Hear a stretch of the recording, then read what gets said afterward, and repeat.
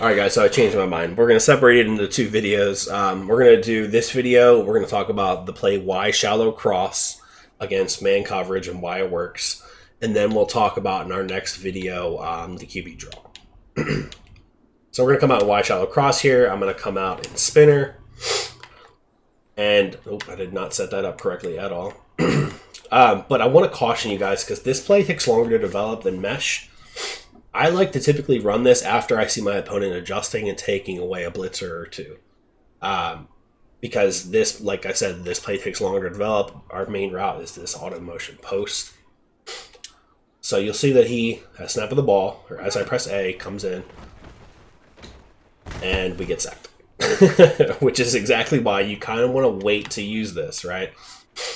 So say they start doing something like they're trying to take your corner route away. They'll put a curl flat out there. We'll slide to the left like we typically do. Auto motion post. And if you have, I mean, Renfro is definitely not the best guy to do that with, but if you have a good route running receiver, I think that probably equates to short in elite. Short in elite. You'll get a lot of separation there. And that's the way you can pop them over the top. Now, we still have some other throwing options here. Say they leave this guy blitzing in this slot. That's guy that's over Devontae Adams. We can snap throw the wheel route. Not typically ideal, but it's just another read for us to have. I don't really like throwing that too much. And then, of course, you have your underneath drags. I'm not going to show you how to throw a drag. The reason I do like having that physical receiver here on the slot is because you can throw a curl route. Say this post route isn't getting open in time and you're just getting pressured too much. You can throw this curl route. And I didn't even get the ball off there, to be honest with you.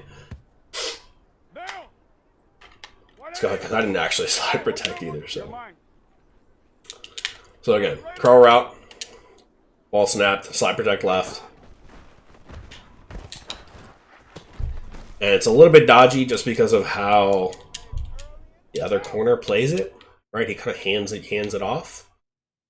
So if you wanted to, just to make it so this guy is 100% soloed against this safety, what you could also do is flat route the running back. It'll get him out of the way. And then you'll have one-on-one with this safety. See how different that is? So sometimes it's just about realizing what the animations of the game are. And that, to be honest with you, that doesn't happen all the time. A lot of times people will shade over the top and then that won't happen. But if you want to be safe, maybe your best option is really just to put this guy out here like this. You can leave the in, but like these in cuts, I don't really trust too much in this game. I've thrown so many interceptions with them having a weird in cut where it's like they'll do almost a double move where they'll round out the route and it'll just be sloppy. And then the defender will have time to get underneath the route and it's just all bad. I really do love curl routes against this cover zero meta, especially when they're playing off coverage or shade over the top. It's just an easy completion. Take a look at easiest way. I think the video's called like easiest way to beat man coverage. There's a certain technique to throwing the curl route, but you can, take a look at that video, apply it to this situation. Pretty straightforward stuff. One other quick thing before we hop out of the passing plays out of this formation is to note that you can slant this tight end. That's great. He won't get pressed or on a slant. Tight end slants, fantastic against man coverage.